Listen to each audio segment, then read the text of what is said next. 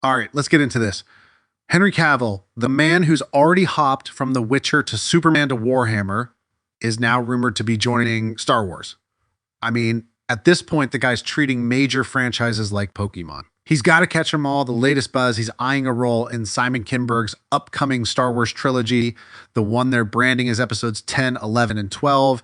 It's supposedly a clean slate, no Skywalkers, no recycled nostalgia, just new characters and new stories. And honestly, if they're bringing Henry in, that's probably the smartest move Lucasfilm's made in years. Right? Because let's face it, the sequels were a hot mess. The fandom's still recovering from the rise of Skywalker. So, starting fresh, it's about time. And then there's Henry.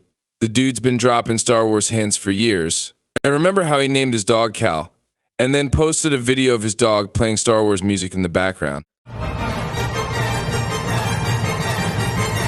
That wasn't subtle. He's been itching to wield a lightsaber, and now it might actually happen. But the real question is, would you rather see him as a Jedi or a Sith? Because either way, he's going to crush it. Oh, he'd absolutely nail either role. But imagine him as a Sith Lord. The guy's already got that larger-than-life presence. Slap some Sith robes on him, give him a crimson lightsaber, and he's the ultimate Giga Chad villain. But let's be real. He's probably going to be a hero. Henry's always been about that noble, honor-driven vibe. It's Superman all over again, but in space. And if they make him the face of this new trilogy, he might just save Star Wars the same way The Mandalorian saved Disney+, even if it was for a short time. Speaking of saving Star Wars, how much faith do we even have in Lucasfilm at this point? There are track records all over the place. They announce projects left and right. Rian Johnson's trilogy, Patty Jenkins' Rogue Squadron, the Taika Waititi movie, and then they vanish into the void.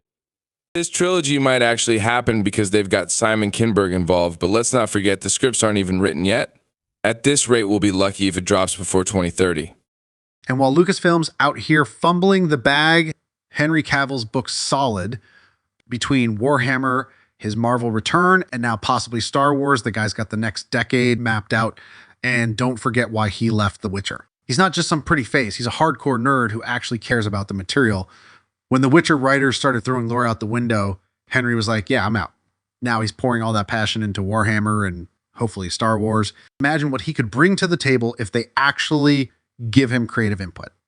Exactly. And here's the thing, if they handle this trilogy right, Henry could become the new face of Star Wars. Not just some random background character in a mask, but a legit lead who carries the franchise forward. They've already admitted the Skywalker saga is over, so this is their chance to rebuild from scratch. And honestly, Henry Cavill might just be the guy to make us care about Star Wars again. At the end of the day, Cavill's living the dream while Lucasfilm's scrambling to figure out its next move. Henry's out here collecting franchises like it's a side quest. Meanwhile, we're stuck wondering what's next for this galaxy. All I'm saying is if Cavill ends up in Star Wars, they better not waste him.